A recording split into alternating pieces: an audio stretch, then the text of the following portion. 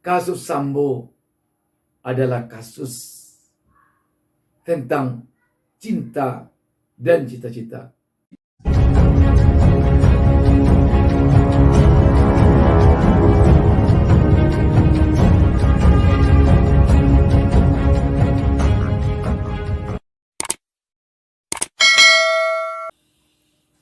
Assalamualaikum warahmatullahi wabarakatuh. Senang sekali kita dapat berjumpa kembali dalam kesempatan ini.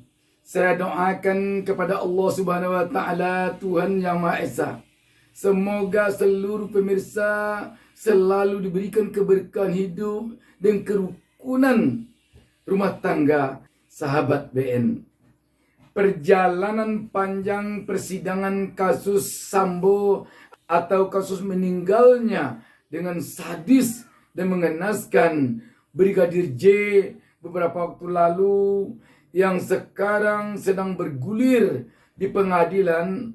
Kita melihat perjalanan persidangan kasus Sambo ini merupakan perjalanan cinta dan cita-cita. Perjalanan cinta di sini berarti adalah perjalanan cinta dalam kehidupan rumah tangga. Dan perjalanan cita-cita di sini kita akan melihat nanti beberapa hal. Cita-cita karir, cita-cita bisnis, cita-cita politik. Sekarang coba kita lihat tentang cinta. Dari persidangan demi persidangan, sedikit demi sedikit tampak terkuak bahwa memang tidak dapat dilepaskan kasus ini dari adanya pernik-pernik cinta. Setidaknya setelah persidangan dilengkapi dengan detektor kebohongan, terkuak jadinya bahwa memang kelihatannya ada di sini persoalan percintaan. Kalaupun tidak namanya percintaan yang mendalam, setidaknya adalah nuansa cinta dalam arti perselingkuhan. Setidaknya di sini kita dapat melihat bahwa rumah tangga Sambo dan Putri Chandrawati selama ini tidaklah rukun-rukun amat. Di satu sisi besar dugaan Sambo yang seorang pejabat ini, yang seorang jenderal ini mungkin punya cinta di luar rumah tangga. Artinya mungkin ada tempat menyimpan kasih sayang oleh Sambo di luar istrinya yang sah, Putri Chandrawati. Bisa saja Sambo di luar ada pacar ataupun ada simpanan dan lain sebagainya. Setidaknya dapat dilihat dari jarangnya Sambo pulang ke rumah. Kita lihat pula Putri Chandrawati. Putri Chandrawati kalau kita perhatikan memang tampak sekali di sini besar dugaan punya cinta juga, walaupun cinta di dalam rumah. Dengan beberapa orang anak buah suaminya Sambo, besar kemungkinan diduga Putri Chandrawati menyimpan cinta. Kita tentu tidak bisa menyebut sekarang ini karena vonis belum jatuh dari hakim. Apakah dia menyimpan cinta dengan kuat, dengan yang lain-lain? Yang jelas besar dugaan Putri Chandrawati juga punya cinta selain cintanya kepada suaminya Sambo. Dan kalau kita perhatikan memang sahabat, rumah tangga, orang-orang sibuk, biasanya memang sering sekali terjadi hal-hal seperti ini. Perselingkuhan, percintaan berupa simpanan, baik yang dari pihak laki-laki, si suami, maupun dari pihak perempuan, si istri, tak jarang ada. Apalagi untuk kota-kota besar seperti kota Jakarta. Dan ini mungkin adalah pengaruh era globalisasi informasi, pengaruh kemajuan zaman. Sekarang coba kita lihat cita-cita. Setelah persidangan berjalan begini lama, kita melihat besar kemungkinan ada cita-cita yang dirunut, yang dikejar, yang ditelusuri, yang diperjuangkan oleh seorang Sambo. Cita-citanya di sini, kalau kita lihat, yang pertama coba kita lihat cita-cita karir. Sambo begitu gesit bekerja, baik selaku seorang Kadipropam maupun selaku seorang Kepala Satuan Tugas Khusus Merah Putih. Sambo kelihatannya memang kerja sangat maniak, kerja keras 24 jam. Apa yang tampaknya kalau kita perhatikan yang dicita-citakan oleh Sambo, tentu dia sehabis jadi Kadipropam tidak tertutup kemungkinan punya cita-cita menjadi Kapolri. Sebab seniornya Idam Aziz sukses pada karirnya yang sekarang ditempati Sambo, dia berhasil menjadi Kapolri. Dan mungkin juga cita-cita Sambo tidak sampai hanya pada Kapolri. Bisa jadi ingin menjadi menteri. Sebab seniornya Tito Karnavian setelah sukses menjadi Kapolri juga menjadi menteri. Dan ini wajar bagi seorang yang sedang menjalani karir. Memang cita-cita karir ini adalah cita-cita yang paling besar dalam dirinya. Dan inilah kepuasan bagi seorang yang bekerja demikian keras untuk sebuah cita-cita. Makanya pada konten saya terdahulu saya katakan, sebenarnya bagi seorang Sambo, diambil pun istrinya oleh seseorang, dia bisa merelakan demi cita-citanya, demi karirnya. Sekarang kita lihat lagi cita-cita bisnis. Kita melihat Sambo punya cita-cita bisnis, ingin uang yang banyak. Makanya kita melihat Sambo bergerak di bidang pembacking tambang, walaupun dalam dugaan. Demikian juga pembacking judi online, walaupun masih dalam dugaan. Tetapi Sambo ada di sana. Kita melihat uang yang dulu ditemukan di bunkers, sampai sekarang belum ada kepastian bahwa itu tidak benar. Apalagi uang yang ditemukan di dalam rekening Joshua yang triliunan. Seorang prajurit berpangkat brigadir bisa uang di dalam rekeningnya triliunan. Uang dalam rekeningnya demikian banyak. Jelas itu besar kemungkinan adalah uang Sambo, komandannya, yang dititipkan kepada anak buahnya. Besar kemungkinan tidak hanya pada Joshua uangnya dititipkan, juga pada orang-orang lain.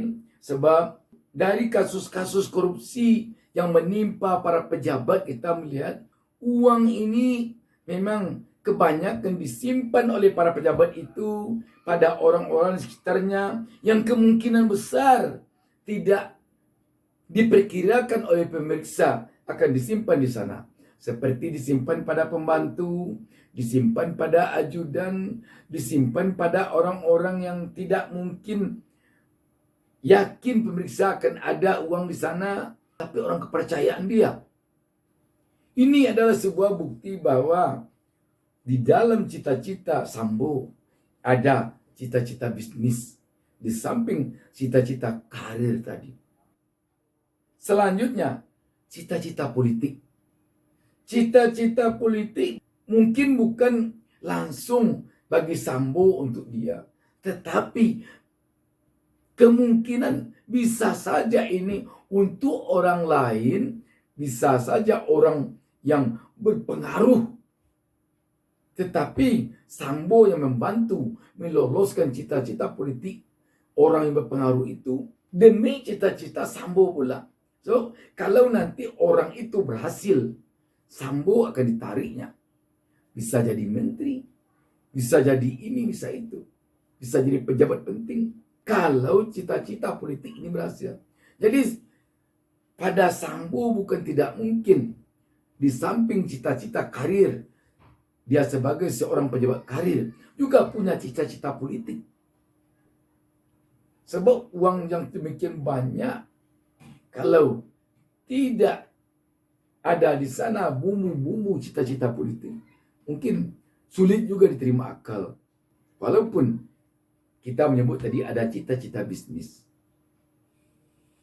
Namun sahabat BN, seperti yang kita lihat pada layar ini, persidangan demi persidangan dijalani oleh Sambo dan kawan-kawan. Dan yang menambah kuat lagi keyakinan kita bahwa ada di sini cita-cita politik. Dalam kasus ini, kalau hanya berdasarkan cemburu Sambo kepada Joshua misalnya, yang korban almarhum, kenapa demikian banyak melibatkan anggota Polri dan malah sampai kepada perwira tinggi yang telah berpangkat jenderal, di samping beberapa orang perwira menengah? Ini tidak masuk akal kalau hanya sekedar berdasarkan cemburu. Sebab kalau telah perwira menengah ke atas, dia telah bisa menganalisa perintah dari atasannya, dari komandannya. Kalau perintah itu dilatar belakangi pribadi, besar kemungkinan si penerima perintah yang telah berpangkat perwira menengah ke atas ini, dia akan menjelaskan dengan baik kepada komandannya bahwa ini persoalan pribadi. Dia tidak mau terlalu ikut campur. Tetapi kalau memang ada masuk cita-cita politik, cita-cita karir seperti tadi, kalau lolos ini nanti, dia mungkin dapat jabatan ini. Kalau lolos ini nanti, dia mungkin dapat dikasih jabatan ini. Itu memang dia mau.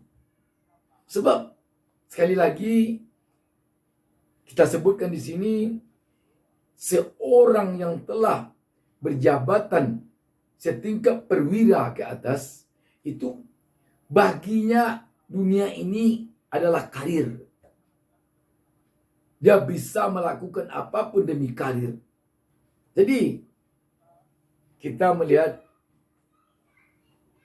di sini ada persoalan cinta, ada persoalan cita-cita.